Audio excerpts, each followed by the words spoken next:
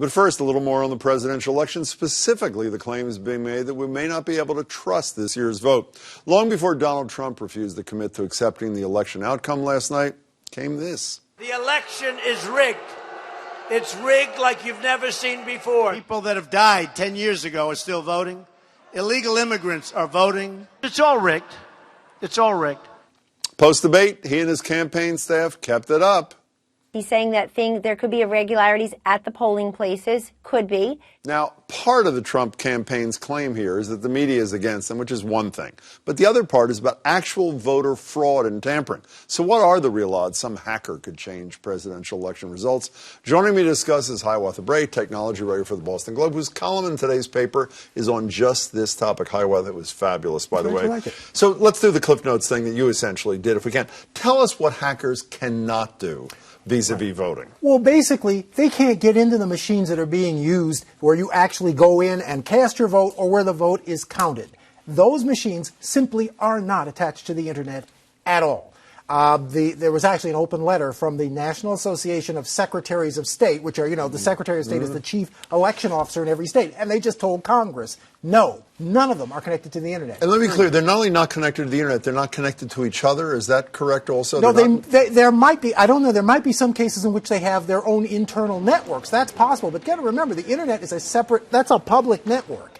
And in fact, though, I don't even believe they have that set up. They said that they are not networked at all.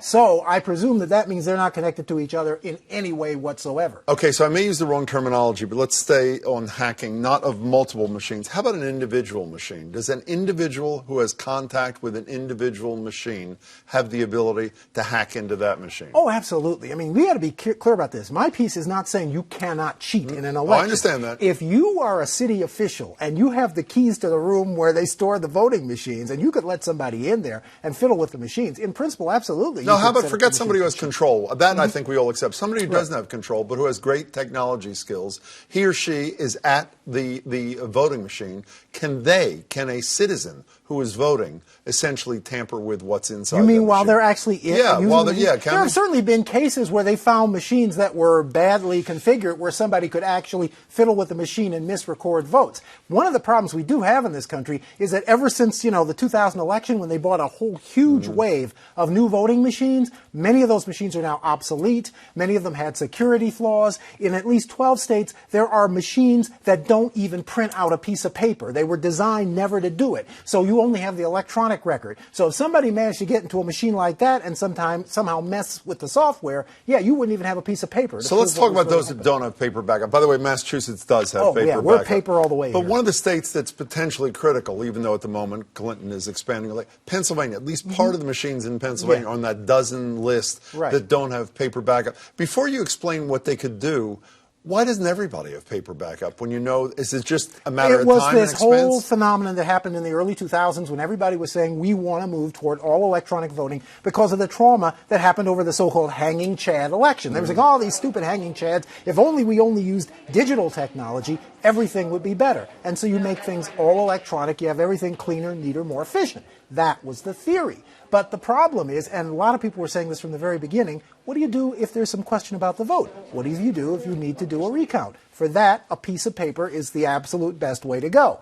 Unfortunately, there are at least not all of these states. I mean, in these 12 or 13 states, it's not every precinct, but a lot of the precincts in these states have machines that are purely electronic, and that's really not a very good idea at all. You raised another couple of things in your piece today. Overseas ballots. What's the deal with those? Well, in, 31 states, including Massachusetts, it is allowed for citizens who are traveling overseas or who are military personnel to use email to send in their ballots. And that raises some theoretical possibility that somebody could somehow hack into the system that receives those emails and tamper with the emails. It's pretty unlikely. And I can also tell you that the last time this was done, was it in 2012? I think only like 4% of the vote, it was actually 4% of the about 2.6 million eligible overseas voters even bothered to vote. But why is that unlikely? Why do you say it's unlikely? When we're living through all this email hacking virtually every single day, we get a new dump on us. Why is that unlikely? Well, no, it's unlikely because it's hard to see the point of doing it. You'd have to figure out how to hack into the machines in all 31 states that were receiving these emails,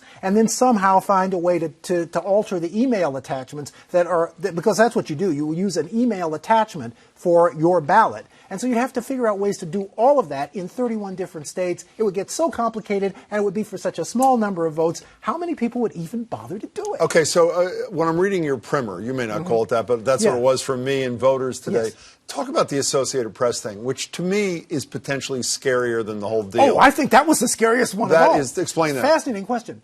In the United States, when you're watching the election in the evening, the numbers you're seeing are not the official numbers. Those are the numbers that are being compiled by thousands of stringers for the Associated Press who fan out to like 13,000 election offices throughout the United States. They type in the numbers as they come in, and that's what we're getting from the Associated Press.